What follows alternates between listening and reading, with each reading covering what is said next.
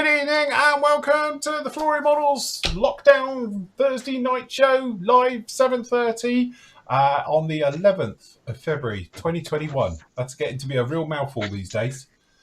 Definitely. And relax. I tell you, this is probably the most relaxing part of the day now, is doing the live shows. It's sort of right into it now and it seems like it's normal. When you're doing all the other stuff, it's like work. And do the live shows is like having a break from it. Anyway, we trust you all doing very well. Dream team on tonight. We got rid of Mr. Buller. No, we gave Mr. Buller and we got rid of Mr. Bull. That's it. If you're watching now, again, hold on a minute.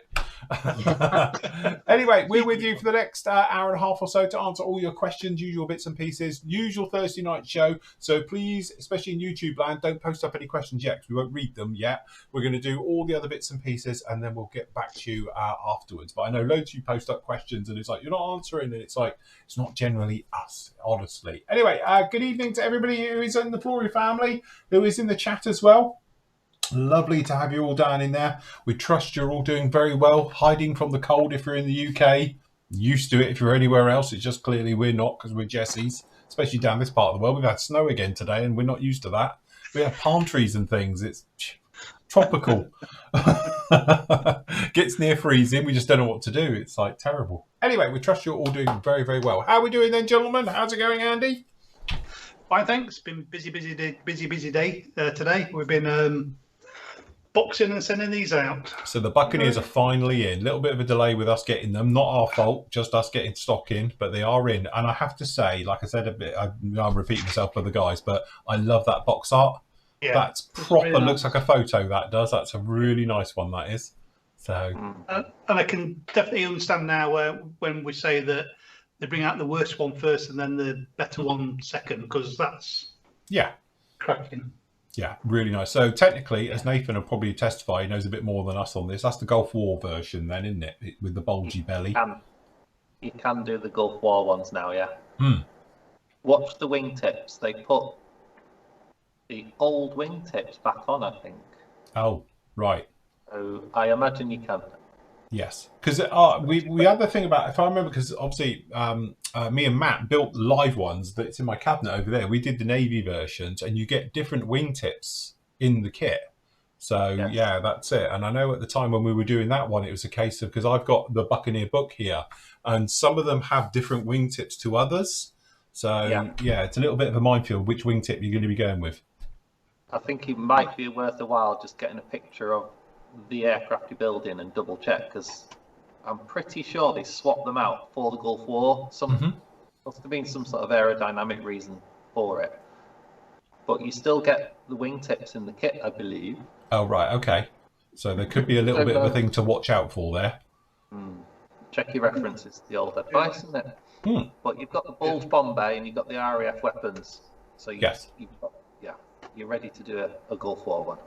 Very nice. And if you, obviously, I know a lot of people will now say about where's the video build for it. We did do it, but me and Matt did it over the course of 2 years. I think it was quite a delay between us doing it.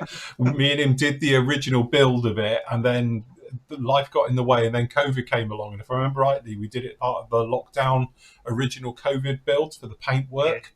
Would have been the back end of last year or the start of last year.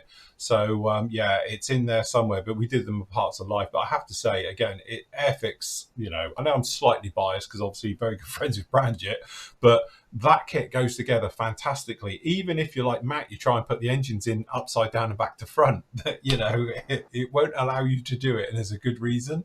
But generally, the way it goes together is absolutely fantastic. It's got all the engineering you'd expect in 32nd, 48 scale stuff in 72nd. Really, very, very nice kit, that one. So, yeah, if you were holding out, obviously, for the Mark II, as I call it, with the bulgy bomb bay for the RAF version, it's out. That's it. Been waiting for it for a while. I just find the schemes a bit odd. A bit. Oh, just, I don't know, I can show the schemes, but you've got that one, where am I? That one there. The wraparound camo, yeah. Yeah, and the front intake is all grey. Yeah. You got that one there, which is grey, and then the front intake It's all about it's green. Now, funnily enough, when me and Matt were doing it, one of the options, because we used an aftermarket decal sheet with ours, because me and Matt went halves on the sheet, it had the same type of thing, where one version had a green intake, another had a grey, and it had the grey on the green one, and vice versa. So they've obviously gone along with that as well. There's clearly a reason for it. Yeah, it just seems like they were parked next to each other and the hangar, and they've got it mixed up and put the wrong intake on each aircraft. But to be honest, as Ben has pointed out in chat as well, good evening, Ben, is that technically it's wrong because it's not 48 scale. So I do agree with you, Ben, completely. It is. It's totally wrong because it's the wrong scale. It should have just done the 48 scale and made everybody really, really happy. Then bring out a 72nd one afterwards. So, but again, it's quite. Nathan will testify to this. It's quite a big aircraft anyway, isn't it? So actually, in 72nd, it's not small. It's still like this big. It's that sort of pretty. It's a big aircraft anyway. So it's not the smallest one on the planet. But anyway, never mind. Have you got rid of the flashbacks yet, Nate? Do you know what? I wouldn't be in a hurry to build another one. Would you ever go at a 72nd one then? I've got the Navy one, and it's just one of those when the builds keep getting pushed off the to-do pile. Yeah. I've got one of these coming to me, the RAF ones. Yeah, well, I put him down for the pre-order. Whether or not he did or not, I don't know. I built him for one. Did you? We'll send him anyone anyway. There you go. Get away with it. Ben's just saying about the footage from Gibraltar with the thing. I was at school. I don't know if Nathan can remember it. With the careers officer, you came round from the RAF, and we all got set down, and we all watched a video, and you were allowed two. And it was a Nimrod. It was the Buccaneers, and I watched the Buccaneers and the Jaguar one. But they also did another one with Tornado, which I've later seen. Actually, if you're an old school as well, you might remember it's also available on a VHS cassette with all 4 videos on it. And it was like a careers advertisement with dodgy Vangelis music in the background. And if you go on YouTube, you can still find it. And it's them low-level Buccaneers across the water doing strike. Then they did one with Jaguars. Then they did one with Tornadoes doing a fake SAM site. And then they did one with the Nimrod as well, doing anti-submarine warfare. So, yeah, real blast from the past those were. That's what got us all into it. That's before Top Gun was released. So, yes, good job. Anyway, John, how are you? How's life? Yeah, thank you. I'm good, yeah. Been nearly finished my little Beriev. I was going to say, how's the Beriev? Oh, looking fantastic now with a bit of colour on it and with the decals on. Yeah, all deckled up. I was saying to the guys last night, 144 and you still can't get away from bloody stencils. Really? Are they on there, are they? Yeah. Oh, wow. Yeah, but to be fair, they do add a bit to it because it's just white. Mm-hmm. Breaks it up a bit. It breaks it up a bit. But yeah, no, I'll get that finished this weekend. And I've got to get round to doing a build thread on the forum. Yes, catching up with it. So just out of interest, how did the decals go down for you? Brilliant. Very nice. Yeah, no problem with Zvezda decals. So I must admit, I find Zvezda decals really nice normally because they're quite thin. So they can form really well. Yeah. I'd say I've done them on a flankers and various things in the past. And yeah, I found them to be really nice. Be interesting to know other people's opinion. So yeah. Yeah, the ones on the side were a bit of a nightmare to get on. The great big long ones, they're split in 2. Yeah. And then you've got the red watermark line. Yeah. Because obviously that's a really thin decal, trying to get it to go dead straight. Yeah. But yeah, no, otherwise, brilliant. I do that thing. I make it really wet, and then you start one end and pull it all the way up, and then all the way back, and then keep pulling it back and forth until it goes straight. Yeah. Thing is, the red one is in 3 pieces. Oh right, got you. Because it starts underneath the keel and curves up the side. Yeah.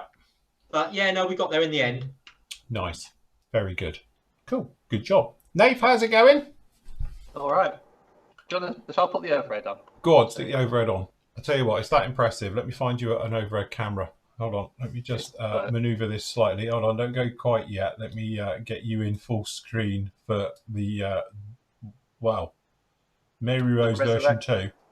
There you go. This is Mary Rose 2. So this time, not whacking a load of photo etch in it, it's actually gone together really well. And I thought rather than just do like a slightly inferior rerun of the first one, I'd have a go at doing a water base. So that's tinfoil. Very good. That looks really good, actually. I have to say, that's very nice. You wouldn't realise that's tinfoil. No. So I've just been quickly spraying it, ready to blink it up with its decals. But this little Mary Rose kit is a little gem. It really is good fun to build. So do we just want to, obviously, for people who didn't know about this last week, there was a small incident. Yeah. Go on then, talk them through what happened. Well, I'd done about half the rigging on the first Mary Rose that I'd built. I'd scratch built loads of nets and done loads of work on it. Took it on its base, the one that comes with the kit, and left it on the dining table in the house. I thought I'll take it in and show the missus what's gone on. And my missus is on a Zoom call, as is the thing these days, and she just picked it up by the base. And of course, it wasn't glued on, so it took flight. And it knocked a bit off. And then me picking it up and taking it back into the garage, I dropped it again from a considerable height. Right. And it just completely crunched and was a horrible mess. So I thought I just didn't have the heart to sort of redo all the PE and the decks. I thought what's going to be a lot quicker and easier is just to get another one. Yes. So she is resurrected from Absolutely. So what are we now calling your wife? Well, I think once lockdown's over, I think a trip to Portsmouth to see the Mary Rose. I was going to say I was just about to say that she owes you a trip to Portsmouth now and be dragged around it to look at misty down. Are they still spraying it to this day? Because last time I was there, it was still being sprayed, but I was a child. They've stopped it spraying. They've stopped spraying it now. It's got that resin on it. Oh, right. Okay. As I say, I really need to take a trip back down to Portsmouth because I haven't been there. Perhaps we'll have a team day out at Portsmouth then. Because I'd love to go and see it as well. Because the last time I was there was literally only about 2 or 3 years after it came out and brought in. So, yeah. But, I mean, it's a lovely little kit. And it's been really good fun. Rebuilding it, I've learned a lesson in the first one that the photo etch that I bought, the aftermarket that I bought, you couldn't see it. It didn't add that much value to the model and just made a horribly fitting kit. So keep it simple is the way to go, I think. And I have to say, Airfix were pushing that kit only 2 days ago on their Facebook page, which I did think, I reckon they've been watching yours and thought, you know what? Nathan's championing it for us. We need to do a bit more. But no, it's looking absolutely fantastic. And I think the base looks amazing as well. Really nice job on that. Credit to Scale a Ton on YouTube for the techniques. You go over it. If you type in scale a ton water into YouTube, you'll see how he does it. There we go. I will do a little. I've done photographs as I go, so you will see a build thread on it. Cool. Very, very nice. Right. Okay. So as always, we're going to have a quick look around some of the work that's caught our eye this week. Phil, before we start, can I just mention that I've resurrected the PM Models Facebook page. So any new things that are coming out or announcements, I'll be posting up on the Facebook page on a regular basis, possibly. Right, well, that's okay. So what we'll do is we'll get the links for that sorted, and I'll link it down on the page under here as well at the end of the show. And then obviously I'll put it obviously on the Flory Models Facebook page as well as obviously everywhere else as well, so people can like and subscribe. Yeah, exactly. And one of the new things we've just had in is Perfect Plastic Putty. I know people keep on about it and wanting it all the time. We've managed to find a supplier again for it, so we've got Perfect Plastic Putty back in the store now. Cool, because we've been after that for ages, so you can't go wrong. Mine's still soft, I'm okay. I've got the old tube, mine's still working with the old tube, to be honest with you. I know a lot of people say about it is put a drop of water in it and screw the cap on and leave it. So that's what I do, seems to work. Right, okay then. So first up for me that took my eye this week is the Gaz truck, fully armoured up by Ian. This is the 35th scale Trumpeter Gaz 66 with all the stuff onto it. And again, this is just one of those, you know, I say a lot of people would call it apocalyptic Mad Max, but no, it's just what they call a technical in it in the trade. So obviously you've got the flak on the back.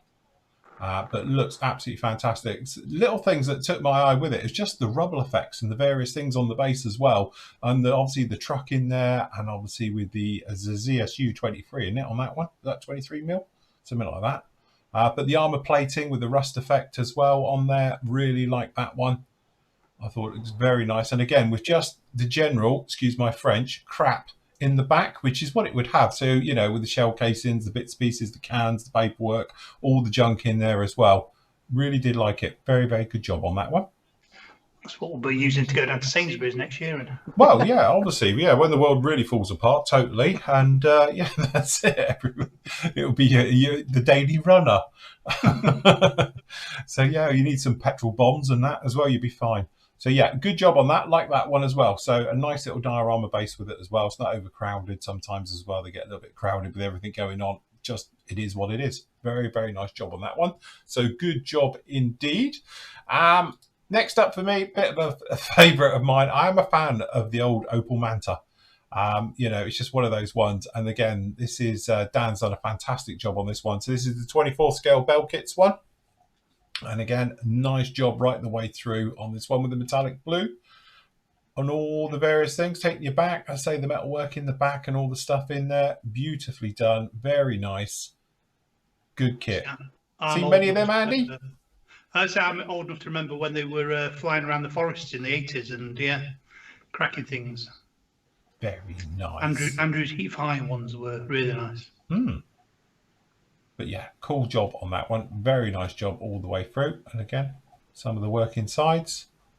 Just showing how nice those kits are. And as I say, you put the bit of time in, bit of effort in there, turn out very, very nice indeed. So congratulations to him.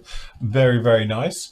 And then this one took my eye, which is a fantastic job by Rob. He's done the 30-second Liberator. And again, considering how many of these kits were sold, and the big hoo-ha about it, and to be honest, it's still one of the most viewed videos I've ever done as well with a review of it. You don't see many of them built. And again, throwing a little bit of aftermarket at it, which you may or might not see. But it's a great weathering job down on the inside. And again, nice custom decals with it. Or paintwork, I should say.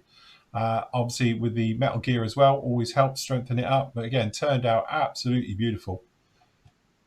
So stunning build. Very, very nice on that one. And again, I'll tell you what I think works really well. Obviously, I think it's photographed in natural daylight. So it works well with it, you know. It just gives it that sort of natural look, especially when you're doing it with desert stuff. If you take it in natural sort of daylight, I think it just works better. But again, beautiful job on that one.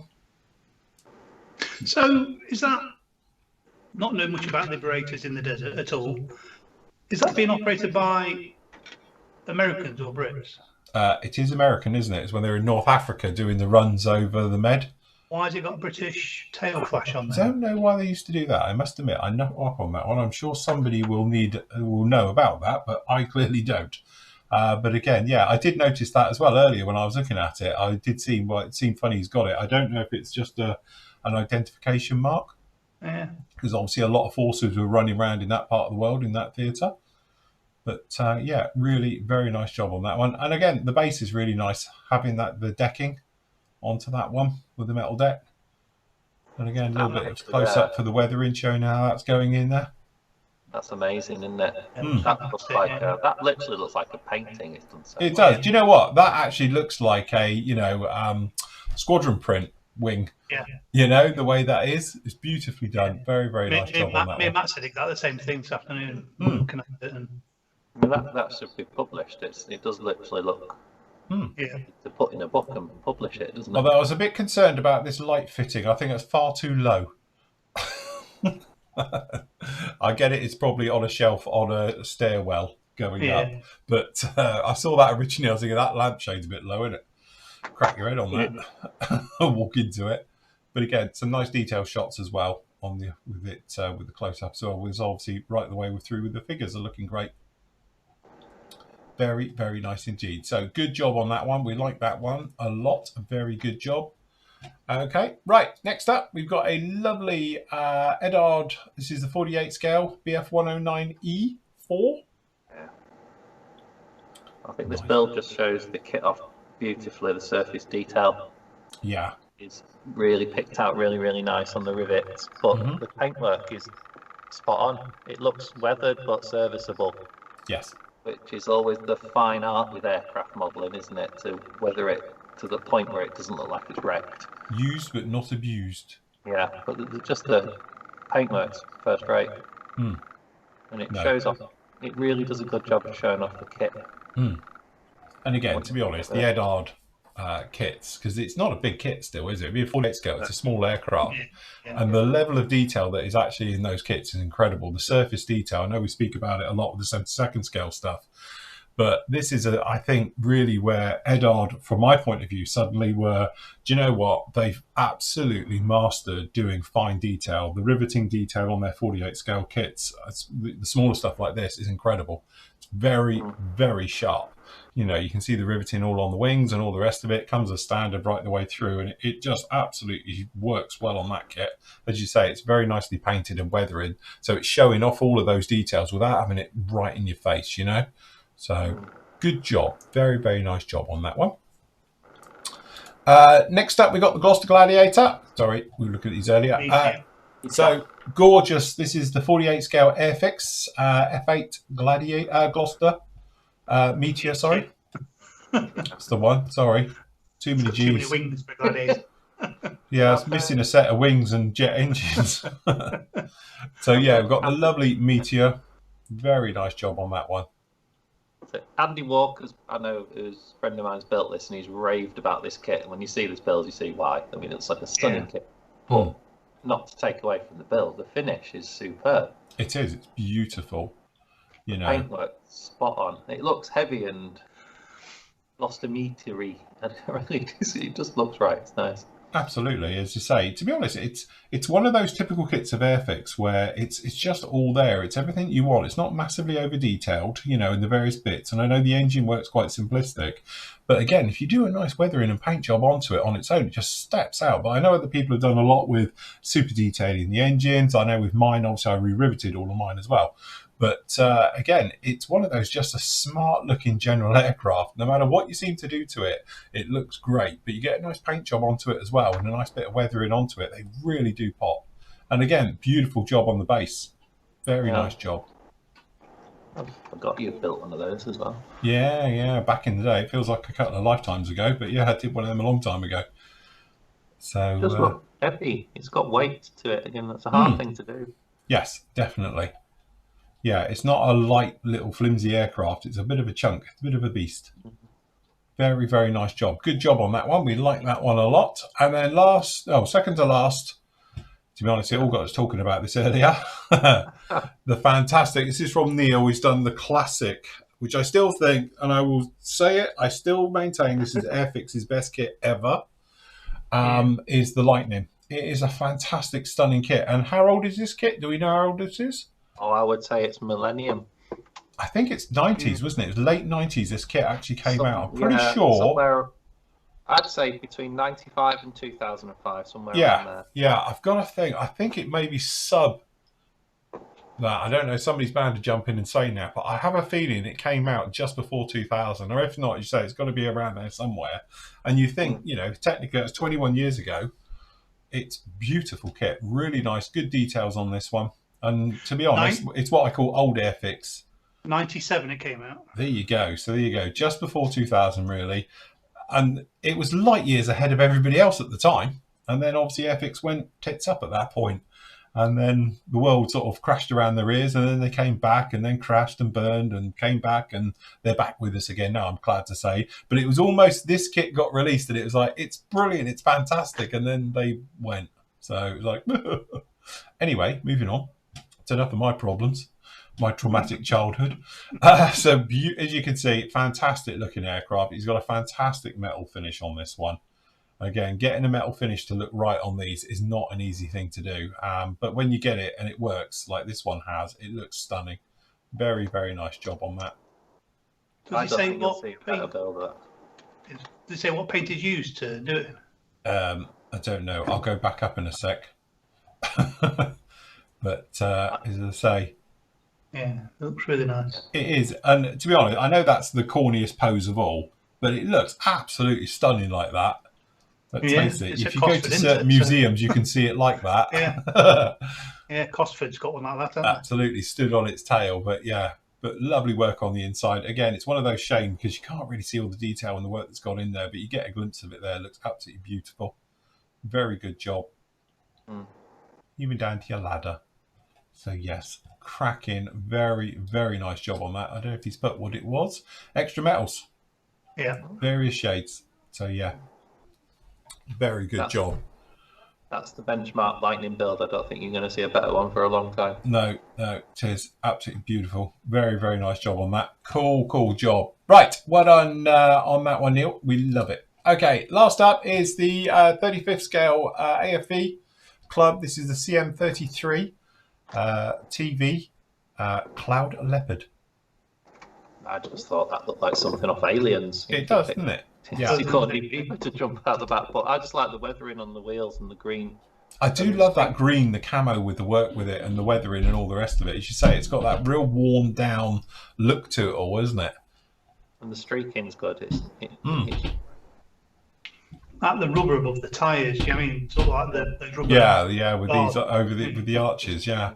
That's a brilliant build, that. Because to be honest, let's face it, light green's not an easy colour to weather anyway. White is not easy to weather, and then he's got black on it, and it's like, Jesus, you've picked three colours which are probably the worst you can try and weather and do things with to make it look nice and authentic, but absolutely smashed it. Looks fantastic. Very, very nice. They're kind of the colours that they've done, they're pulled together. They're not like all jarring and contrasting with each other. Yeah, no, it does. It works well, but also, as you say, the weathering onto that by rubbing back the black on this and sort of fading it into it as well works really well with the greens and with the whites as well. But yeah, nice job around the wheels with all the various bits in it. Yeah, what's not to love? Beautiful. Very, very nice indeed. Still think it looks like something off Aliens. It does look like an alien job. Yeah, absolutely. Very good. Cool job. Well done, everybody. Some great work on there this week. Lovely. All good. Are we all okay in the chats? I haven't really had a look in there. So, yes. So, Ben and Dirk are talking about the Airfix kit and the Spitfire Mark 22 that Airfix did. I do know, after speaking to Trevor Snowden, they were tooled in South Korea. Right. They used, I can't remember the name of the metal, but they said they used an extra hard alloy for the molds, and that's why even all this time later, there's not a speck of flash on those kits. They've just lasted right the way through. See? I didn't know Trevor did the Spitfire 22-24 as well. It was part of his era, and he told me about a trip to South Korea, and he saw the story he told me. The person pouring the metal for the molds was wearing shorts and flip-flops. Before health and safety. Yeah. But they use, is it beryllium steel or something, like really, really strong metal for the molds, and that's why you could buy a repop of it today, and it's as good as the first run. And I mean, people have said, why doesn't anyone do a new tooled Lightning to me in the past? They don't need to. Airfix have killed that bit of the market for another 20 years, I think. Yeah. And again, the thing is with that Lightning, as you say, they've done the versions out there. Okay, you want to go down, was it Sword do the 2-seat versions, the Ts?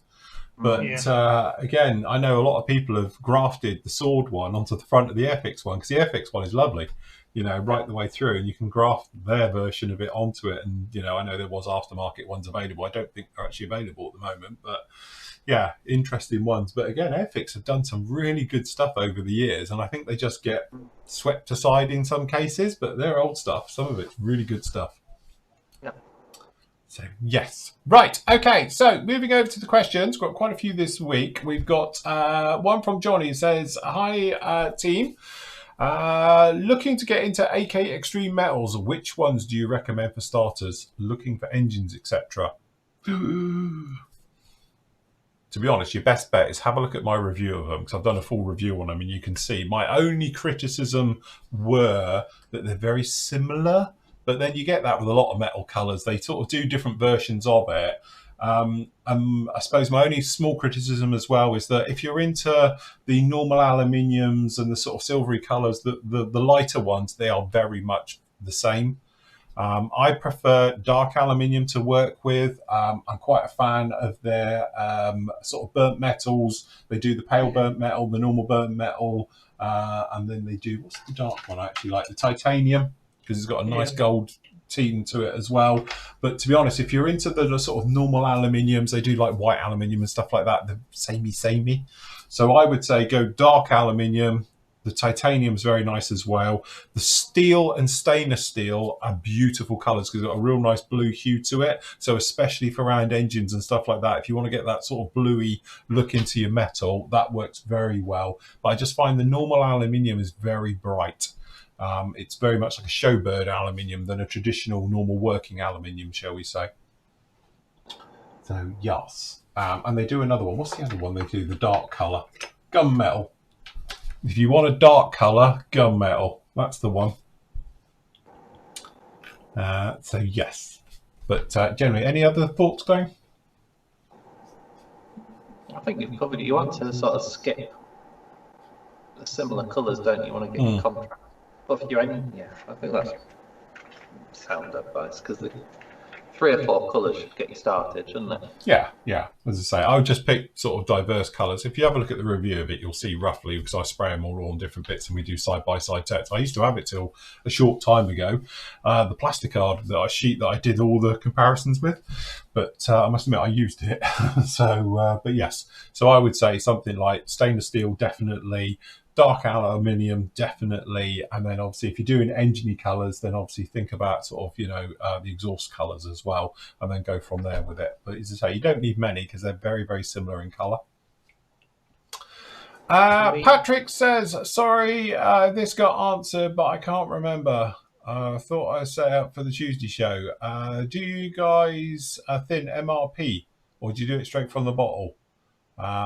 If you do, what with? You did ask it, and we did answer it, or I did, because I was on my own Tuesday, sorry. So yes, no, I don't. Just spray it neat. It's very, very thin as it is. You don't need to. Yeah. If you ever did want to clean out your airbrush or thin it for whatever reason, then normal lacquer thinners.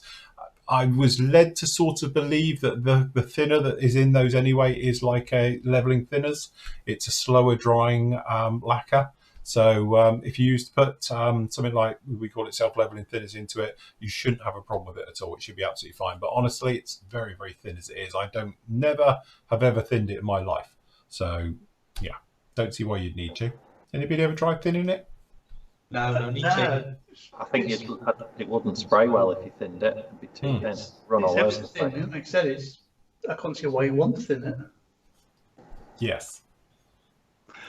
In YouTube chat, they're on about wanting to see me modelling my undies or something. Oh, are they? Oh, no, they're on about spammer alert. I've deleted somebody's post. Oh, right. We've got in our chat the answer to the Buccaneer wingtips. Oh, right, okay. From the S1 to the S2, they did change the wingtips. There were some structural failures on the RAF aircraft in the 80s. So they reverted back to the old ones, and it's kind of it's a bit random.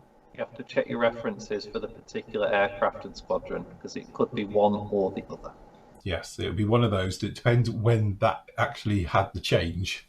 I imagine by the 80s there were like triggers, brooms. Those. Oh, I would imagine so. Yes, definitely. Bits of everything on them. Darren says, hi Phil and team, are you going to do a pre-order on the 48 scale Hurricane Mark II-C? Yes, we will, is the simple answer, because I can't wait to see that kit either, to be honest. It'd be really interesting to see the Armour Hobbies new Hurricane. As soon as we get anything on it, I'm sure Andy will be right the way over it and do the pre-order on the site, and obviously it'll make its way onto the PM store as well, so definitely. Michael says, good evening, gentlemen. I need some advice on weathering an armour. As a little side project and introduced to my armour modelling, I've built the 35th scale Tamiya Sherman. I've never built armour before and decided on a simple kit. The kits fell together Painting was easy, but the build in the kit completely out of the box. My question is, how would you go about weathering the model? Whether you would add washes, filters, dry brushing, pigments, etc. I have a full range of Flory models, washes, pigments, and a nice set of 502 oils. Thank you in advance. Stay safe. All of the above. That's how I do it, literally. The answer's yes, all of those. Again, it's one of those things. You can do as much as you want, and he's done a fantastic job on his. What do you use on yours? That was all that's had is a Flory wash. There you go. You see? Yeah, I've got up here. Right, it's up there. I can't get it. It's in my way. The Tasker Sherman Edard reboxing of it, and it's set up there, and all it needs is weathering. And I've not done it because I can't decide how to weather it. This is it. You see? Now I you know. I did that one in an afternoon, just like chucked a wash on it and called it. And it's one of those things. Honestly, I can testify to it as well because, contrary to popular belief, I don't just flog my products over everything I do. So I actually did. If I'm just bringing it up here, if I can find it, where is it? It is. I can't find it. Why can't I find my Sherman? There it is. So this is the Sherman that I did many moons ago. If it loads through. And here she is down the bottom here, all the way through. And because obviously I don't like to push my own gear, on this had nothing but oils and pigments. And this was my sort of furry, as I call it, version of Fury. It's not Fury, clearly, but it was just what I was playing with. So on this one, all I used was oils and pigments and not a wash. So you can do it other different ways with it, but boy, was it hard work. So I was going through the motions of putting all the weathering on here. So you start off with oil washes and going through, and then you're getting pigments and scrubbing them, and then they dry in and so forth and so on, right the way through with it. Okay, so that's what I did on this one. But honestly, it's one of those ones where if you're starting off with your weathering and your various things, you might want to just try and go into something like I did with the MRAP again, which is the way Andy's done his. So when he was playing with the MRAP, and we were going through this one, it is that thing of saying, right, do you know what? I'm just going to keep it simple. And on this is nothing but wash. There's wash and a little bit of pigments. So this is dark dirt wash for the shadowing, work onto it, airbrushed onto it, and then leave it. And then it had a coat of grime, which is obviously a lighter color, which is more of an earthy effect. And then we just went around with a little bit of a brush of pigments just around the lower end to give that sort of effect of settled dust onto it. And that's all it had. So weathering took maybe an hour tops, all done. And away you go. So it's very straightforward, no problem at all with it. But again, you're into that thing where you can go, if you wanted to, as busy or as slow as you like with these things. You know, you can go through all the different layers, or you can keep it quite simple. If it's your first armour job, you might want to keep it simple. There it is. Sherman. I did actually start weathering. I've put some mud on the underneath and inside the dry things, but I haven't even painted the wheels on it. Yeah, the tires or anything. Yeah.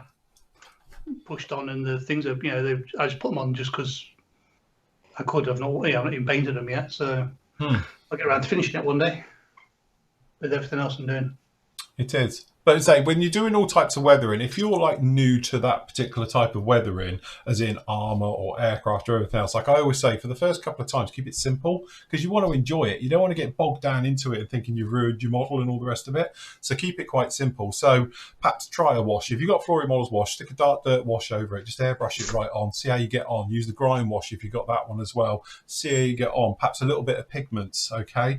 Then start experimenting with oils, just in perhaps specific areas, things, perhaps a little bit of streaking effects, the usual bits and pieces if you want to do it that way to get it to come to life as well. But generally just do it until you're happy with it. But weathering, like all modeling, it's one of those things. It's practice, time, and just working what works for you and your style and what you like as well. So I wouldn't just think you want to throw everything at it on your first build like that. I would just keep it straightforward and very simple to start with. So yes, don't know. Any other advice, gang?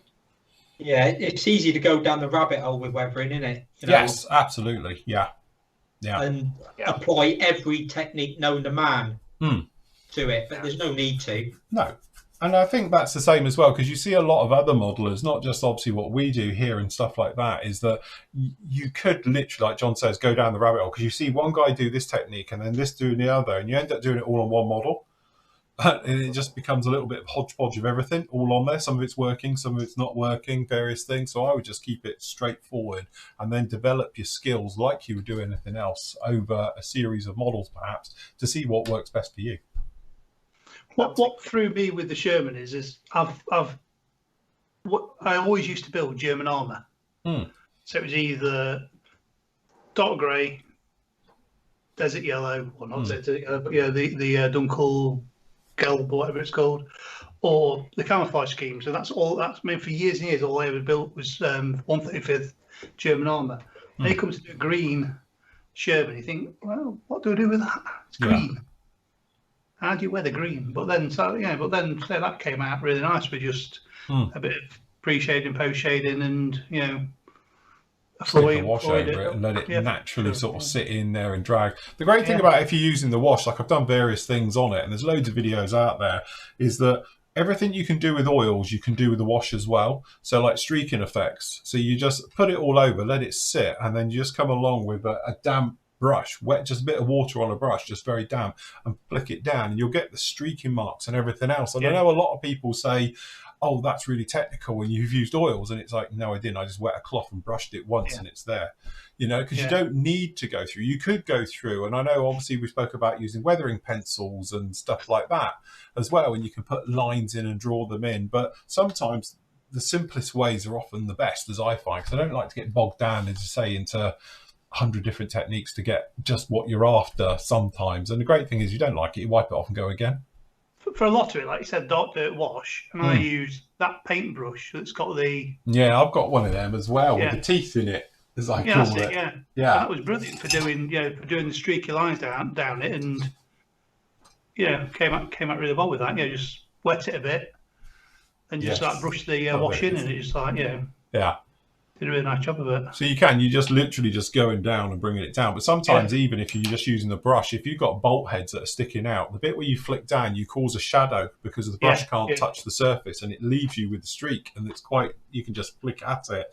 Best one I did for that, and it's still around as well, I think it's a free to watch on YouTube as well as part of a video build, is when I did the Terminator. It's got nothing on it but wash. It's just got a coat of wash on it, and we did everything with it, just to show how far you could go. And a lot of people think that's got oils on, it's got pigments, it's got this, it's got that. No, it's not. It hasn't even got any post-shading or pre-shading on it. It's just all weathering onto it. So, again, one of those ones. But as I say, if you're starting off, like Andy was saying, weathering green isn't the easiest one to do. There's easier ones out there because it's just solid colour, but you can easily break it down a little bit. Say, then you get in there perhaps a little bit of dry brushing, things like that as well. You can do various things to it, but it's looking very good so far, I must admit. Graham says, Phil, on Tuesday's show, you were asked about spraying clear. How do you prevent pooling and runs? Nathan, over to you. You're our hand painting expert on clear. The thing with, I brush paint it, so I always use a flat brush. But this one's just short of a centimetre wide, but put it on in thin layers. So when I've got my future in an old Tamiya tub, and I'll take most of it off the brush in the neck of the bottle. So I'll dip it, get rid of most of the future, and just work in one direction. So start the wing root to the wingtip and work just in one direction like that. And if you put less on, it does probably mean you're going to have to do a second coat. And I think once you get used to it, you'll be able to work out you can get a little bit more on. But if I put too much on and I have to run it down the leading edge of the wing and then really quickly sort of try and get it to blend in. But the thing to watch for is once it's on, don't overwork it, because that's when you'll start to put a brush mark in it. Yeah. If you do, on this one, I had a bit of a run on the wingtip that I spotted after I'd finished. Just get some more future on your brush and it melts itself.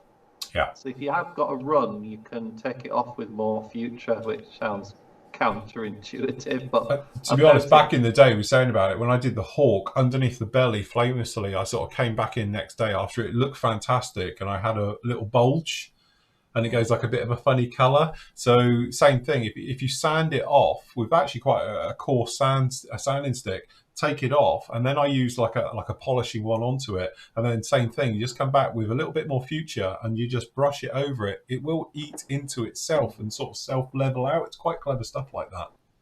Well, I haven't got my bottle, but that stuff, that mascol, to apply that over the top, it takes the future off. Isn't that probably because it's got like an acetone into it, we reckon? Yeah. So It's the only good use I've got for this mascol stuff. I think it's got It'll take it off. Yeah. It'll within 2 applications, you'd have taken it a lump of future off right down to the paint underneath. Right. It's literally, it is like kryptonite for future. Right. Okay. There you go. So avoid that one, people. I've never sprayed it. Hmm. I daren't shove it through the airbrush. See, I've always sprayed it, but the worst thing I've ever done when brush painting it was I did a wing, did another wing, then I thought the first wing needs a bit more, so went over it again. It was still tacky. That's when the brush bites in, isn't it? Yeah. Yeah. It's still in that cover that kit is. I think we've all done it, especially we was discussing it on Tuesday. We were saying like back in the day, everybody used to future everything, wouldn't it? Paint the model, future it, decal it, future it, weather it, future it. Everyone used to use future for absolutely everything, and it was that thing. But after a while, you'd work out how much you could put on before it'd run off, as well, and like how long it'd take. But we used to say it was because it was just literally a quick, cheap way of glossing your model between layers, really, and for decaling and stuff like that. But as I say, as things have gone up in value, obviously fuel's quite expensive these days. It's not the cheap thing it used to be, and there is better options out there than using clear. Yeah. I don't use it because I've still got a bottle of it. But until recently, I think it was last year, I got rid of it. But I had the original one. It was from oh god, what was it called? The old supermarket brand, Summerfields, for £3.25. That's how much it was. Now it's like 15 quid a bottle. It's it's not cheap to get it over here anymore.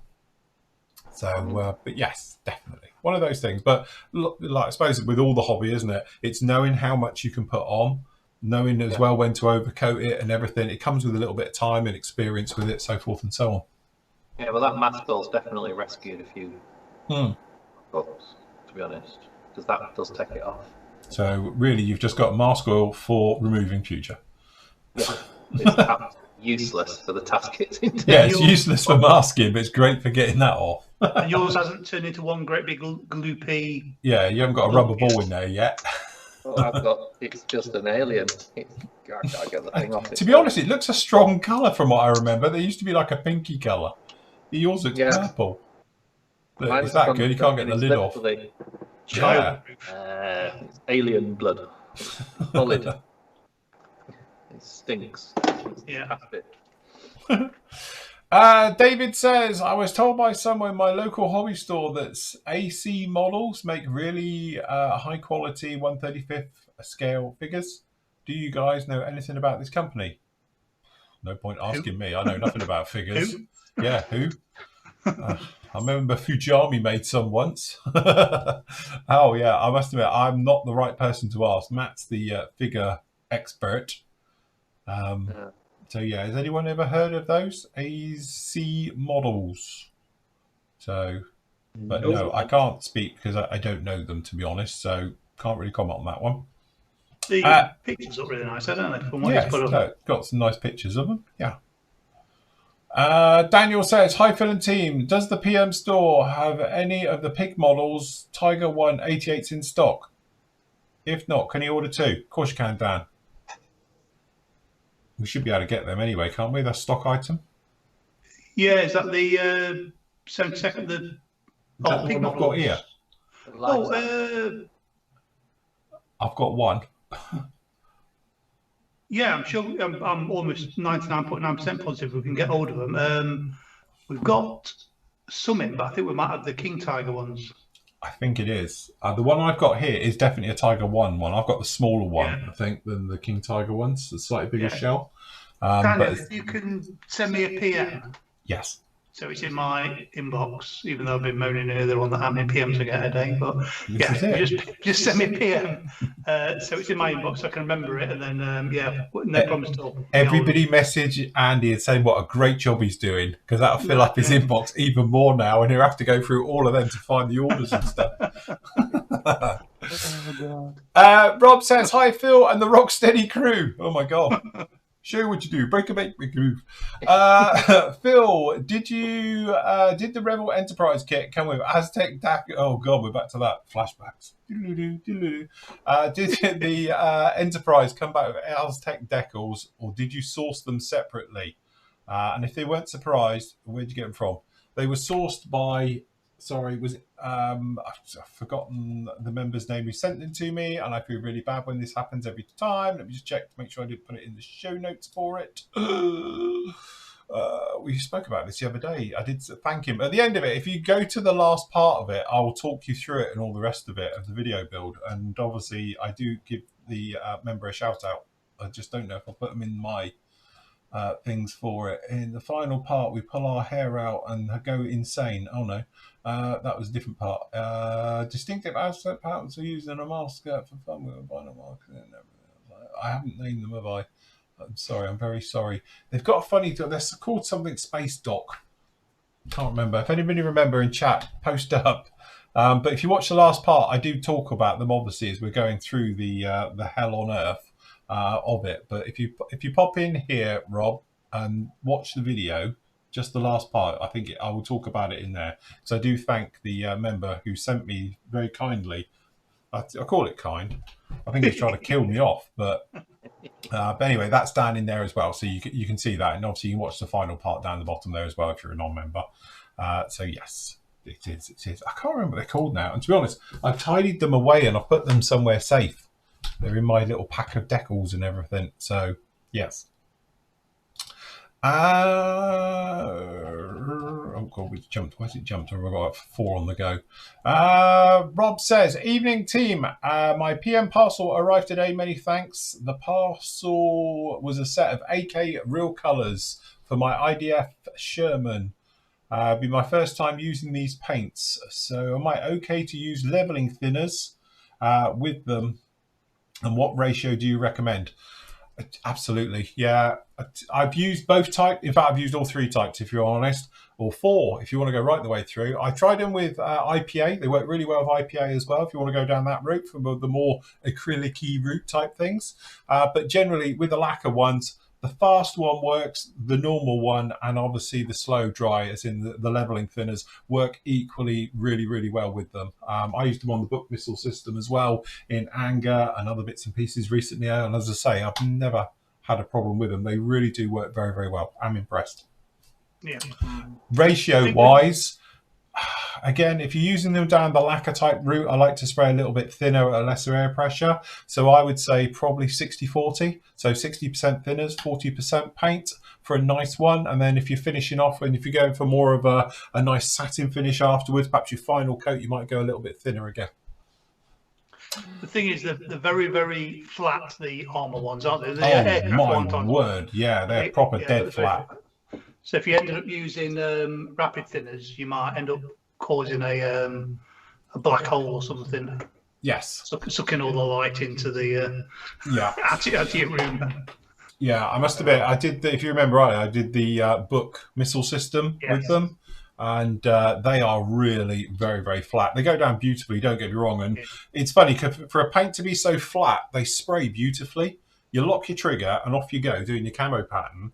And you would expect it to be more like a gloss finish or something, but it's not. It's dead flat. But also I used them, the air colour ones, the aircraft ones, when I did the little... I don't see it anymore because I put it in a case. For the Hurricane, the 72nd Hurricane. And we used them, and they've got a beautiful satin finish. So really, really nice. And again, so if you're going in there using those, you'll be absolutely fine with them. Do like those. They're good paint. Phil says, evening gents, mistakenly ordered a couple of tubes of Ibto Lung 502 acrylic paint along with 502 oil restock. Beer was involved. That old chestnut. Never used acrylic before. I tend to use Tamiya Guns acrylics, MRP Hitaka lacquers, and extreme metals. The acrylic tubes I mistakenly purchased for use for shading and blending and highlighting applications rather than oil washes. Questions are, what are the acrylic tubes for? Well, we're thinking Bob Ross. You can make trees, happy little clouds. Because I'll be honest with you, we did pre-read these a little bit earlier, and when it came to this, I was like, do they even do them? And even Andy was scrambling, oh yeah, they do, because we didn't even know they did them either. So, yeah, I don't know. Ideas, guys? I think the reason why they brought them out for is mainly for figure painting. We were saying that, and it also mentions that you can use it for detail work as well. But we were saying that, you could use it on dioramas. But I don't see why you couldn't just use them on as a normal kit as part of your weathering or. Yeah, absolutely. You think with an acrylic paint. It's only a paint, yeah. They'll dry a lot quicker than oils, though. Yeah, absolutely. I assume, they're going to be a lot quicker than oils, but the only thing as well, compared to oils, once they're on, they're on. You're not going to rehydrate and move them. Perhaps you like with an oil. I mean, you're back to that problem is if you put acrylics over, it's like what paint you put them over. You can have to use acrylic thinners to what's the term to rehydrate them. And you're just going to end up in a pickly old mess, I think. But I'd save them for diorama work. Yeah. I think, like Andy was saying, if you imagine them more to be like your traditional like model colours acrylic paints, I think that's really what they're designed for that type of work. So just treat them like a true acrylic paint.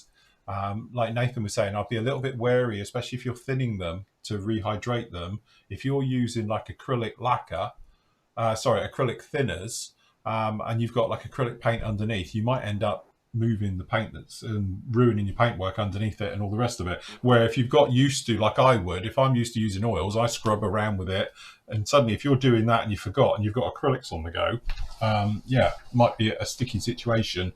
But Andy read the blurb on it before we came on, and it does point in there, doesn't it, saying about figure painting, detail type work, diorama type things. I think that's more where it's designed to be than perhaps you would use traditional oils for weathering and for that type of thing.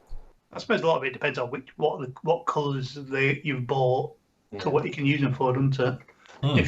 If you bought browns, creams, flesh tones, you can use them for dioramas. If you bought pinks, they're nice and thick. You could use them for like little controls things in cockpits and stuff. It'd be quite good for that. I mean, I don't know, those poster pens we're using are acrylic paint, aren't they? Yeah. I think it's one of those things you can't think of a use for it now, but when the time comes, you'll be glad you've got them. Yes, yeah, definitely. Yeah, I think, in some ways, like for instance, that's a good point. If you look at my paint rack here, I know you can't see it, it goes all the way down the wall, but I've got there all the Vallejo white top, which are generally pure acrylic paints. I never use them, but that 4 or 5 times a year, they save my life, because you want just a normal acrylic paint for doing whatever job it is. And it's nice to just grab that one. My only downside is they separate so much, because I never use them for 10 years at a time, that it takes forever to warm them up again and get them usable, because they really do separate. But it is handy when you do need a true acrylic paint for that certain job. So like I've always said, a lot of people say about, what paint range shall I get? That's why sometimes I say an acrylic of something, because if you need it just for a little touch up, i.e. if you want to go over things that traditionally might be a little bit hard to cover and things like that, acrylics are great, so I'll go over everything. Yeah, I mean, I've still got all my Vallejo Model Air in another cupboard here. Yeah. And guys, I mean, I've got hundreds of things, and like I said, I'd probably get some money for sold them as a set, but I still like using them as for brush painting, little bits, squids bits out onto bottom of a cap of something else, and then just the brush paint really well. It's it's acrylic, it's dead easy to use, and I don't like using them from spraying nowadays, and purely onto lacquers, but no, but I think we often talk about, people say about, what paint should I get? a good true acrylic is a really good one just to have, even if you've just got a couple of primary colours and things like that, because you can mix up colours and do things with them. It's quite handy to have to go along with your lacquers and your other stuff and your AKs and your metals and everything else. It's still a nice one to have in there. So even though you've bought them in a sort of error fill, I would just stick with them, because it may be one of those, they'll sit in your drawer forever or wherever they are, but one day you will need them. So, but it'd be interesting to see, because I've never even heard it. I didn't even realise they were doing acrylics like that. No. So I didn't know anything about it. Obviously with the oils and things like that, but for them to be doing acrylics in that way, it would just be quite interesting. But I do think it's probably more for the figure painters of the world and stuff like that. Or happy little clouds. Yeah, definitely. And trees. I need a big old brush. That's what I'm missing here. Just so I can knock one out. David says, "Good evening, Glory Team.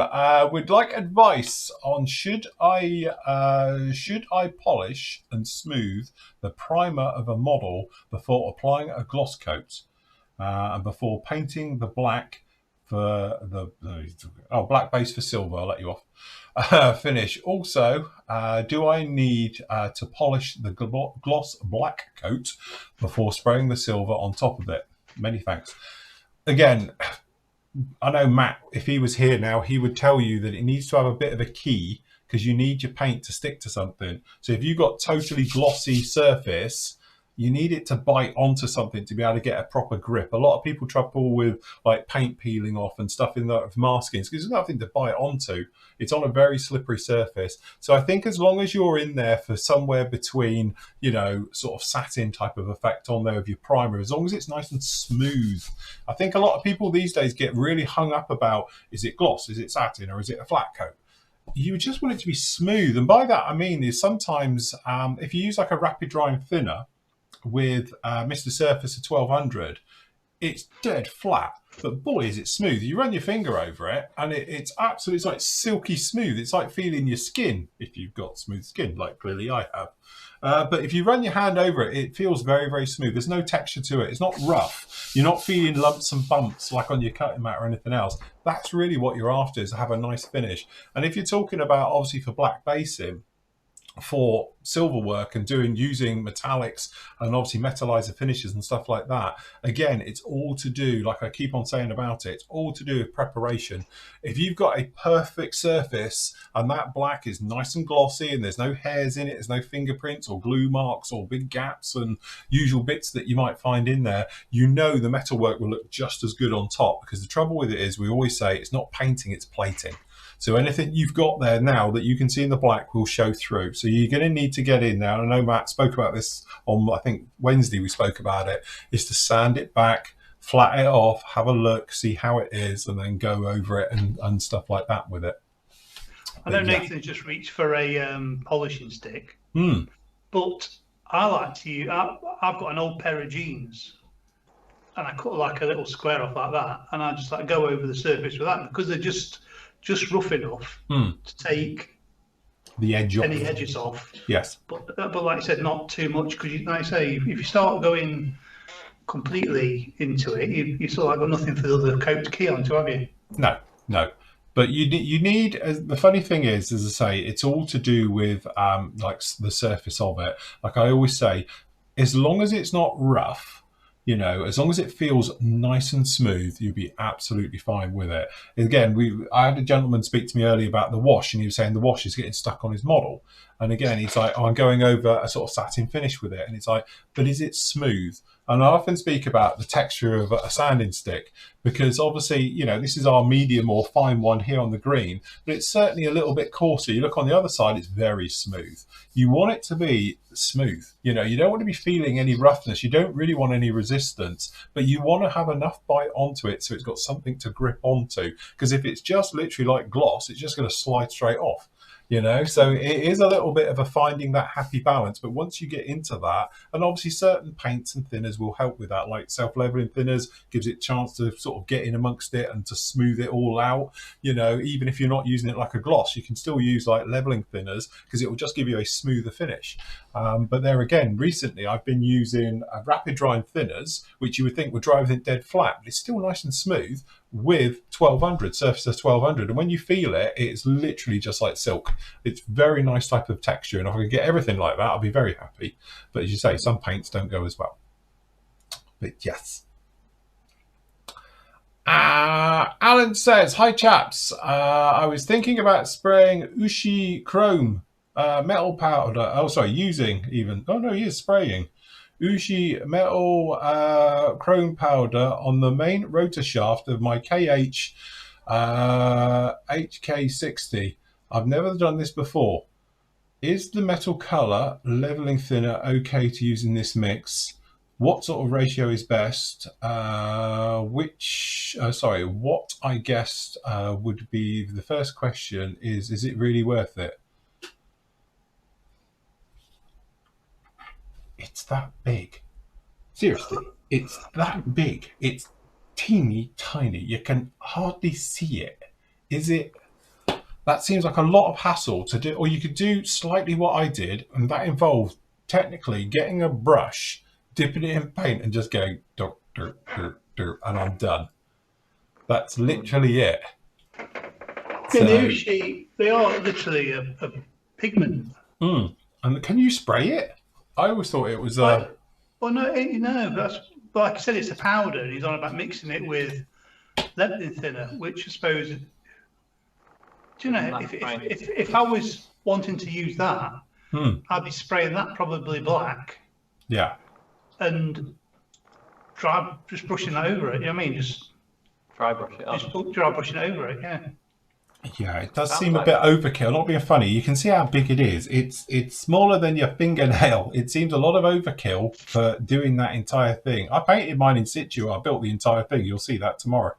But and to go through, but it is absolutely minute area. It seems a lot of work for something so small. To be honest, I literally just put a brush in here. I went like this, put a brush in, and then we just brushed, and I went brush, brush, brush, and that was it. It was sort of 2 30-second job. I don't know if you can see it. I mean, it is very, very. Yes, it's a powder, isn't it? It's like moon dust. It's very. I'm going to do one of my famous things, aren't I? Yeah, go on. Tip out your keyboard. You'll be typing like a forensic lab. I'll take some cleaning up. I don't know. Sounds like if you're putting powder in thinners, you're trying to make paint. So. And again, the trouble you have is that if you try and, as I know, because if you put our pigment into a thinner and try and spray it, it won't work. One, it will gum up your airbrush instantly, and secondly, it's more like Pebble Dash and everything because it dries that's on what would route. worry me more is Transpray, because Transpray, Mr. Colour Metallics, it's hard enough sometimes because that starts separating and causing you problems in your airbrush, doesn't it? Yeah. It all clumps up, doesn't it? The pigments all attract to each other and form. I'd like to try it for you and do it now live on air, but I don't want to ruin one of my airbrushes. So, thing is, you have that in your airbrush forever. Yeah. Personally, I think honestly, Alan, you're overthinking it. I would just brush it. I built mine as a whole and painted it all separately once it was completely built. I didn't do it as separate assemblies and just whip round it with a pen. Because again, typical Flory fashion, it probably only took half hour to do the entire thing. I just put it together, sprayed the entire thing with the Ghost Grey, and then just did that metal work on the inside, and the rest of it is done with Posca pens. So I just wonder whether Alan's seen it done somewhere else on the internet. Because I mean, his third point is, which I guess should be the first question: is it really worth it? And does the method work better than paint? None of us ever tried it, so we can't say it works better than paint or not. But no. I wouldn't be willing to. It's that thing that there's so many different products, techniques, stuff on the internet. You just overthink it sometimes, don't you? Instead of just going down the simple, old-fashioned route. Yeah, and again, I think it is. We were talking about the rabbit hole area. I think we can do an entire show on techniques that actually are probably more hassle than they're worth when there's a far quicker and easier way to do it, because there's lots of different ways. Because to be honest with you, like on mine, to start with, obviously if you look at reference photos, some of them are painted and they're just grey with everything else. Some of them are very shiny metal colour. Some of them are sort of more worn down, and I think a lot of it's got to do with salt corrosion on them, you know, and how long they've been used operationally over water and stuff like that. But it is that thing where it's such a small area. You just go in with a brush, hand paint it. And to be honest with that one, if I remember rightly, I used Vallejo metal colour.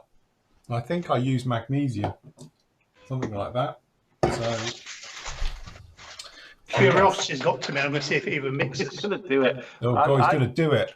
Hold on, you need a full screen for that. Hold on, let me just grab Andy as a full screen to watch him screw this up. It's that way, and I'll go on to my. Got an old cheap airbrush. God, here we go. I'm not going to spray it, but I'm going to see if Brace yourself, everyone. Can we see it? Yep. Yeah. I wonder if it'll go like little. I was going to say, surely it'll go really gritty. It's very, very fine though. So this is with leveling thinner. Everyone's expecting sparks. Yeah, I was going to say, it's alchemy now. It's going to go up in a load of smoke. Don't pee in it.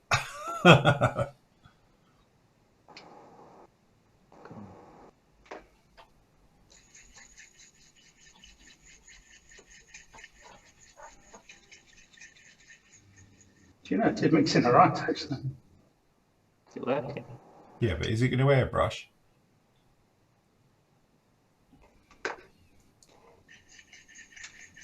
Because what you can find with a lot of pigments is that they're fine to start with and they look great, but when they dry like with tide marks and really gritty. But I would think the whole point, if it's a polishing powder, when it buffs in, it's just the same stuff that literally is in, you know, the buffable paints. Yeah. So it should work really, really well. But you would have to buff it afterwards, surely. Yeah, quite probably.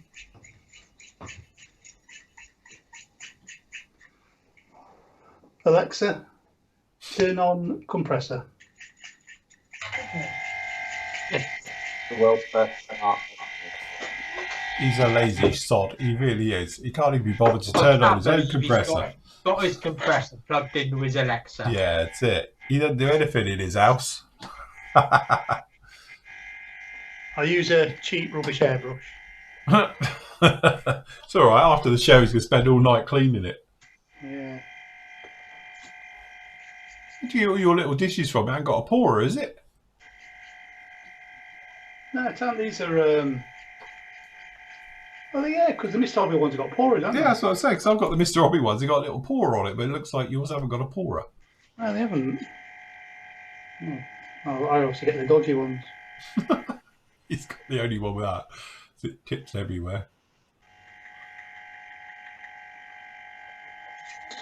Yeah, well, let's move them out of the way then.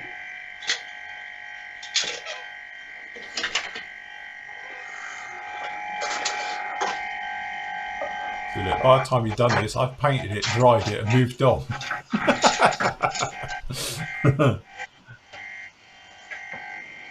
What's that? So look out, Buster's out.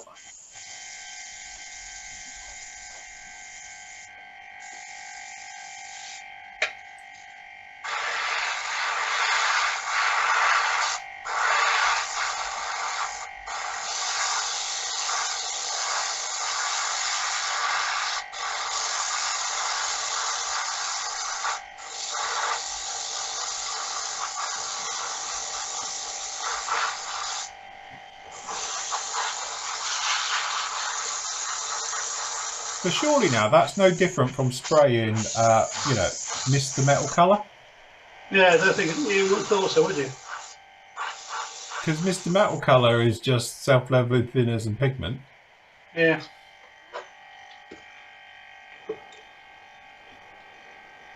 Should we answer some more questions? I'll let it dry. Yeah, I'll do that. Right, okay. So I was enthralled watching you. Stephen says, I've got a bottle of 300... Sorry, I've got about 300 bottles of Mr. Model Master enamels that I'm too cheap not to use. I bought it from over the last 40 years. Started modelling again after 40 years. My question is, can they be... Can I add... thinner and paint afterwards. If you haven't opened them, they should be all right. They're like cockroaches enamels. Enamels last forever. I was going to say, because enamels don't do anything. They just sit there, don't they, in their own oil. Mr. Colour, straight thin with leveling thinners. If so, how much in general? I don't stand how to use the rapid thinner. Rapid thinner just means it dries quicker than the normal one. I don't ask me how they do it. It's like, I don't know, unicorn horns or something they've added. But it dries quicker than normal thinner. And obviously the slower drying one has got stuff that dries a little bit slower, hence its name. So, but rapid thinners into enamels is supposed to work quite well, speeding up the drying time, isn't it? Yeah, it does. But as for going off, I don't know. How's the oldest one you've got, Nath? Because you're an enamel user. I've got some enamel paints that are older than me, I think. Yeah, and they work all right? Yeah, I mean, the odd one has gone to just a lump of rock at the bottom of the tin, but you can top them up with enamel thinners. Should be all right. I mean, as long as they're sealed properly, I think they'll be fine. Yeah, especially if they've never been opened, they should be all right, isn't it? Yeah, I mean, Matt's the one with the vintage paints, but as long as it's being stored properly, Hold on, I'll come over to you, Nath. Hold on. I'm just looking for a really old one. I've got some of these from when I used to do modelling when I was a teenager, and they're still in the tins. I think they'll be all right, but I mean... So I think we've agreed, didn't we, that enamel tinlets and cockroaches will be the only thing left in years to come. The Model Master ones. Which I've got some of them kicking around still, yeah. I'd be tempted, if it's gone, like, treacly at the bottom, I'd be tempted to just put some enamel thinners in it and see if you can rehydrate it. Well, yeah, I mean, I've not opened this tin for 10 years and it's gone a bit crusty at the top, but it's fine. But rapid thinners definitely speed up the drying time a bit. Yes. To take it from a week, sometimes from a week it takes it from 6 months to just 2. But of all the paints, these are the ones that are going to last the longest in your drawers. Yeah. Yeah, they definitely outlast. Because to be honest, I opened up a tub of Tamiya the other day, and somehow, and it is, as far as I know, never been opened, but it completely dried out. It was like the old-fashioned poster paint, the one where it just dried at the bottom, but it had no thinners in it whatsoever. So I put a bit of self-leveling thinners to try and get it back, and it wasn't happening. So that went. But I still say it's not happened yet, but I think the world will come back to enamels. It will, yeah. We've said about it, won't it? Fashion will come around and we will be back to it.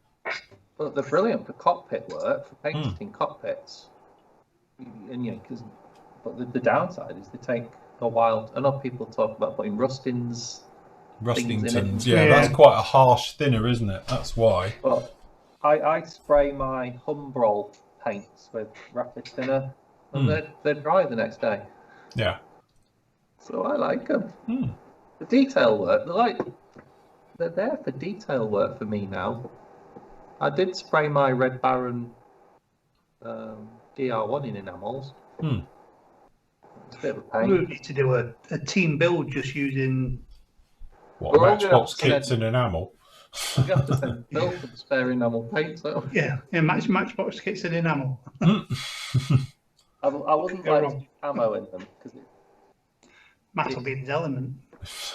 You'll be finally getting them out, going, yay, all good.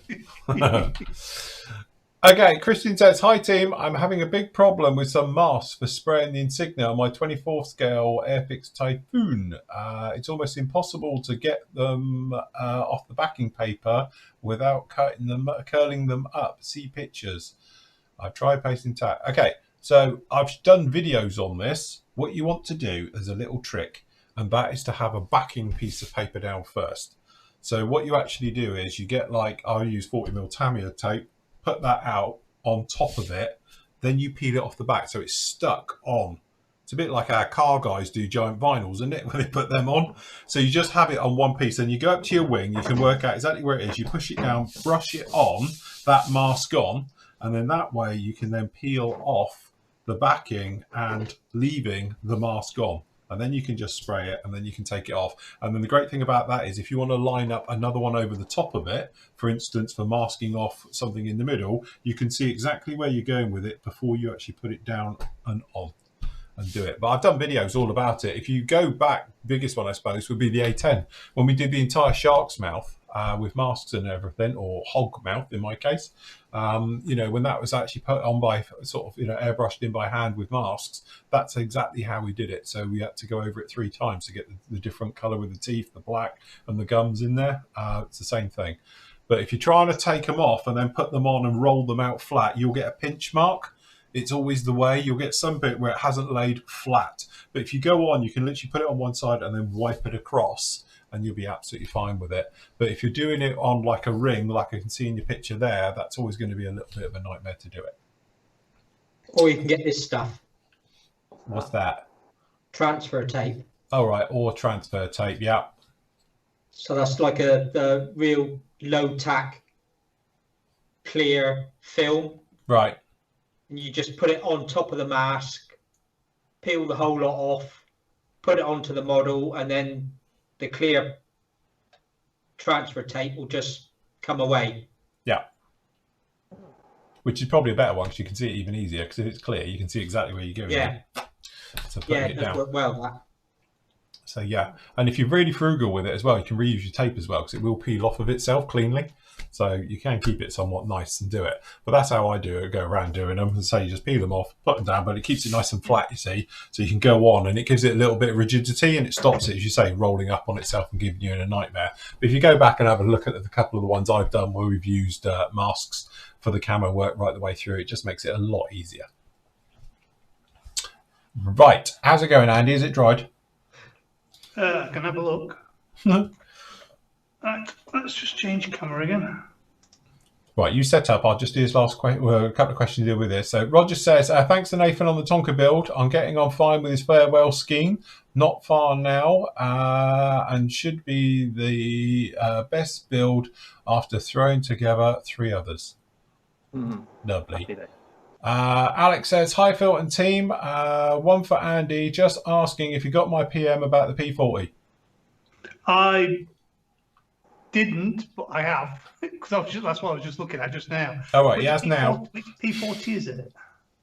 Hey? Oh, Hobby 2000, sorry, right, Hobby 2000. Okay. I'll look into it tomorrow and I'll let you know. Right. Jim says, evening team, what colour primer should I use if I'm going to use gloss black as a top coat? Technically anything. If you're going to use black as your top coat, it doesn't really matter what you're going over. So grey or anything else. But obviously the only time we ever say about using different colour primers is if you've got quite an opaque or quite a translucent colour, I should say, going over the top. So if you've got like yellows, oranges, reds even, stuff like that, you might be better over a white primer, just so you're not using a ton of paint to try and cover it. And also it'll reflect the colour a little bit better, and it makes the colour a little bit stronger. So can I just quickly reply to Alex? That Kitty wants Hobby 2000 P40 Warhawk over CVI. It's a future release, it's not come out yet. Oh, right. Oh, that was it. Yeah, I must admit we were talking about that the other day, weren't we? Yeah, it's one that's got the skull on it, same as the Edard Dottie May. Was it Dottie May? Not Dottie May. What was the Edard P40 that you did, and he got the skull? Yeah, it is. No, it's not Dottie May. Oh, God, I can't remember what it is. I haven't even got the tin anymore because I used to have the tin. Yeah. Yes, I can't remember what it's called. But yes, because Dottie May was the P40. P47, wasn't it? Yeah. Oh, do you know what? I can't remember what that one was called now. Yes. I've got the kit, but I can't think what it's called. Yeah, but it's the same skull as that one on it. And it's it's a future release to us. It's not out yet, so yeah. As soon as we can get it in, I can let you know. But guys in chat are saying it is out because they've got it all coming on the way. Oh, it's out. Where from then? Yes. From Armour Hobbies, Armour Models. Maybe it's. Derek says this is on the way. Nigel says he's got one on the way. Yeah, but from the Far East, or it takes a while to filter. Yeah, is it not in the UK though? Is it? That's what we need to know. Armour Hobby. From Armour Hobby. So Well, if it's coming over from Armour Hobby, then it's coming out of Poland. Yeah. So, still might get stuck in customs yet. So, yes. Yeah, as we know. As we know, we've got stuff still trying to get in the UK. Yeah. Anyway, Andy says, hi team, have you ever used Alclad 2 enamels? They're bringing out brushable versions out. Do you know what? I've never used Alclad ever at all. Alclad 2 enamel series of paints or anything that they did ever. Never used it. I don't know why. It's just you don't see them around or anything, stockist wise and stuff. Never really seen them. Never heard of anybody really using them either. I'm sure there's loads of people screaming at Scheme saying, I use them, they're fantastic.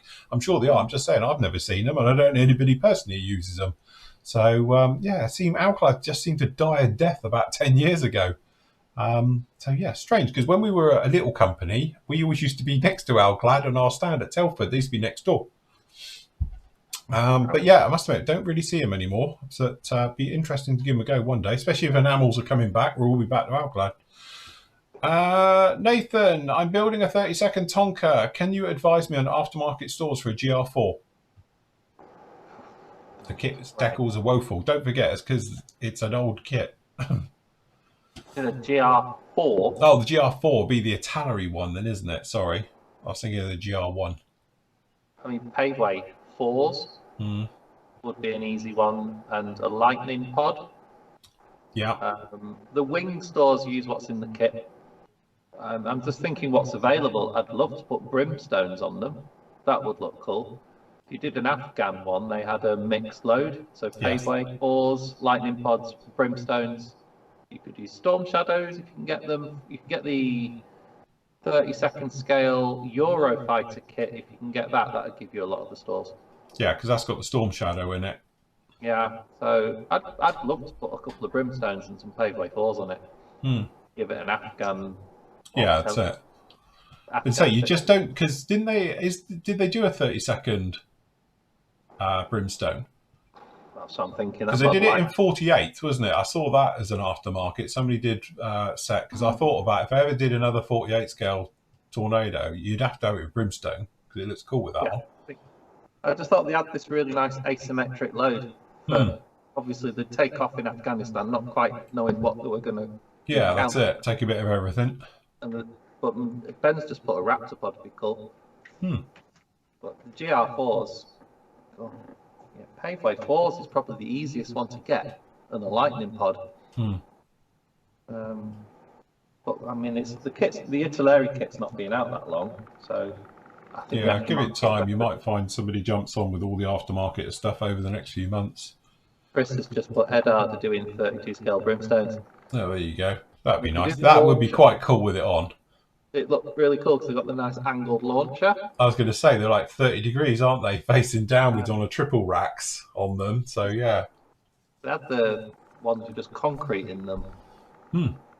Just the low, I can't remember what the proper name is for knocking out trucks. Just whacking great big lump of concrete on inert types. Yeah. So yes. Right, last question up here, and we'll go to Andy then. Gordon says, question for John. I'm about to start some Russian jets for the first time. Who does the best range of modern Russian colours? Also, general question, I've just bought some Ammo MIG acrylic colour. Which thinners works best for airbrushing? And Andy, my Hataka box set arrived today. No leakage. Thanks for Matt for checking. There you go. Thank God for that. They've arrived there safely. Right, John. Best range of modern Russian colours. I use MRPs. They've got just about everything. Everything, yeah. I think a lot of the paint ranges now do a lot of the Russian colours. MRP is my go-to. Yeah. Yes, definitely. And thinners for airbrushing, MIG's acrylic. Well, MIG's acrylic is like a polyurethane based one, so any true acrylic type thinner. So X20A will work with it. I know MIG do their own thinners, don't they, and stuff like that. But obviously you can't put lacquers into it and all of those, otherwise it will turn to toffee. So you will need to have a genuine type of acrylic one. So as you say, Tamiya's version, all the usual suspects with it, stuff like that.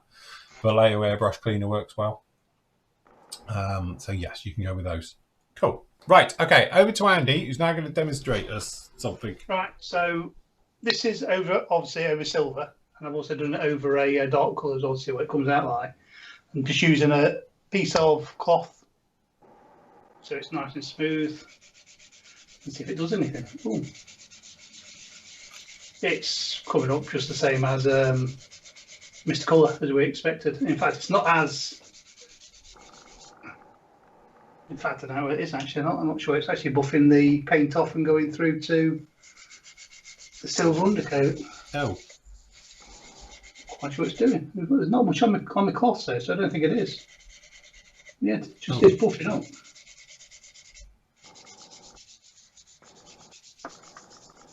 So is it coming out metally? No, not really. It is a bit, but not what you'd be wanting, if you know what I mean. Yeah. In fact, it's working better on the dark colour than it did on the over the silver. Interesting. Yeah, this over dark blue, dark sea blue, and it's actually.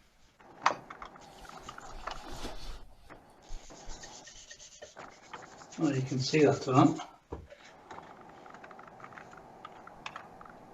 It's actually come up quite good on that, to be honest with you. It's what did I use? I used who's this? Oh, it's supposed to be chrome. I definitely won't call that chrome. I was going to say, from here it just looks grey. Yeah, it's like a. Yeah, the camera, it's not looking. No. It looks like metal.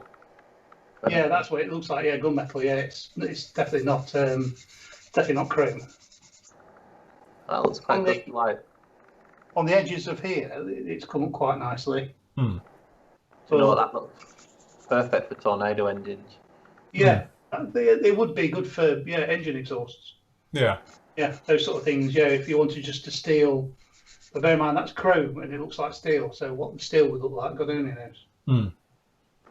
Probably chrome. But yeah, it does spray, and it's probably not bad for doing those road heads. But it's a lot of faff where you could just pick up a bottle of that and do exactly the same thing. Oh, where am I? Yeah. Not stainless. Because the great thing I love about that other one is, and the reason I use it is the Mr. Metal colours, is you can hand paint them. So you can hand paint them on like a small area and then just go back in and then dry brush them technically and polish them up. So. But it sprayed a lot easier than I expected it to be honest with you. And it's gone on better than I thought it would. But it's, I won't say it's as good as Mr. Metal colours. Yeah. And yeah, you're not really doing anything different, eh? No, that's it. Oh well. Never mind, we tried. It definitely looks better over the dark colour. So imagine if you did over a gloss black, it looked quite good. But over the silver, which I thought it would have come out better, it definitely looks duller over the silver. But it's pretty strong stuff, though. It's tough stuff because you're buffing away at that and didn't go through it or anything. So Interesting. Quick answer to Darryl on about Flooring Models washes being available in Australia. No. To be honest, with the way the world is at the moment and everything else, we're just keeping it. The only thing I will say, and Matt's going to kill me for saying this, but brace yourself, is that PM Models might be open for sales, worldwide sales soon. Not that we were going to mention it quite yet, but give it a couple of weeks, it'll be back open and up and running, and you can buy all your stuff to your heart's content. Andy's going to love this. It's going to keep him very busy. It's not going to be this week or next week, but hopefully be the week after, i.e. end of the month, we should be open for European sales. So yes. He's going to kill you. He is going to kill me because he did say don't tell anyone. So between us, this is between us and the 500 people who are watching this. Just, you know. And the other he's not watching anyway, so it's fine. No. And all the 3,000 people that will watch it afterwards. Yeah. Oh yeah, and a few hundred people are probably watching it on the Flooring Model site as well. So it'll be all right. It's fine. It's all good. But yeah. So anyway, you'll be able to get it from them. It'll be fine. We're all got it all sorted. It'll be good. So no one panic. Hopefully we'll be back to normal with everything, and we'll start getting stuff in as well. All I can say is we've got plenty of grime wash. Yes. Phil will be up for membership soon. Not currently yet. We haven't got any plans for taking on any new members at the moment. We don't need to, guys, because you're here watching us all lovely. It's all great. Phil and team, what's the ratio for Mr. Surfacer 1200 primer with leveling thinner? To be honest, I tend to use around about 60-40 is my usual one with that. Pretty much I make up a bulk load and then keep it. I usually, I haven't got any here because I actually run out, but normally I keep one of these when it's down and tip it into there, then into there. It gives me the full one, and I just keep topping up with it. And away you go. So it's just shake it, pour it, and go. But yes, that's a thing to it. And say, if you use it with rapid drying thinners, if you haven't tried it, seriously, try using Mr. Surfacer with this stuff as a primer. You would think it wouldn't work. That's the really thing to it. But if you go back and watch my video build of the VC10, I used it on that, and it went absolutely silky smooth, better than it does with self-leveling thinners, and it dried in 2 minutes flat. That's a great thing to it. It was like, this stuff's brilliant, love it. So yes, good, sorted. Right, are we almost there then, guys? We've just gone time. Oh, one last question just popped in from Mark. It says, just to thank Andy for looking into my McLaren Senna for me. It arrived today. So I should apologise for wasting his time, but thanks again, much appreciated. Yeah, it seems that the postage, I don't know whether John can shed any light on it, but it seems to have slowed down again this past week or so. Are people all having time off? Yeah, I think it just depends where it's going. If they've, been hit with, for example, 3 weeks ago, so one of the guys in our place tested positive, and everyone that's got the app in work, it pinged. Yeah. So they had to self-isolate. So we had 75 people off self-isolating for 10 days, which is like a third of the work staff. Yeah. So yeah, it just caused chaos. Yeah, I must admit, I've been, to be honest with you, the stuff I've been sending from here, obviously just the UK stuff, has been getting there really quick, as in next day, day after, no problem at all. But I did have a gentleman, it was London, and it may be in that type of scenario, but it sat there for a week, because on the tracking you can see it's just not moved. It's just, that was it. But it probably is that type of thing. If you get a local area and they're obviously got a load of staff off and having to do what they can, it's going to take a little bit of time to come through. I'd imagine the big cities and the densely populated areas where they have got the problem with the COVID, it's probably bit manic in those areas, I would imagine. So yes, good job. Right, okie dokie then, guys. We will call it right there. We are going to be back on with you tomorrow afternoon. You guys around? Who's around tomorrow afternoon? John's working. You working? Working. We'll let Andy off work early and he can go home and be on. I give Andy permission to leave work at 3 o'clock to be home. You're fine. So yeah, he's not here to clarify what time we're on, so I'm not sure. So keep an eye out. It'll either be between, we'll be on between 2 and 4, or we might be on between 3 and 5. Not sure yet, whichever way we're doing with it. As we go through. So yes, we'll work it out. Keep an eye on social media, obviously with the Flory family. You'll know about it anyway, because you'll get it through the usual things. But everyone else, if you want to join us, it'll be lovely. We're having the roundup. For me, as you can probably see here, it's literally come together in a huge big form. Oh look, the tail's fallen off. That's all right, it's supposed to do that. But I had a real good run on this today, and I take it all back. Kitty Hawk, apart from your instructions, are crap. Kit's actually ain't bad. So that's gone together like a dream this afternoon. It's literally just click and fit. A lot of it isn't even glued, it's just sat there. So hopefully tomorrow I'll get that masked up, ready to go. We'll be getting into primer over the weekend, into paint next week, decal it, weather it, and it'll be done next week. So coming together very, very nicely. Loving that kit. It is a lump and a half. So yes, but anyway, part 4 of that will be up with you tomorrow. I'll put it up probably around about mid-morning to get going on that one, which covers engines, rotor heads, and all things like that as well. And then obviously you'll be catching up with me on Monday of getting it like that as we make our way through as well. So yes, good job. Right, thank you very much for joining us. Absolute pleasure as always. Remember, stay safe, take care of yourselves, and make sure you get some great modelling done. And we will see you all again very, very soon. Good night, gentlemen. We're out of here. Bye. Bye. Here we go.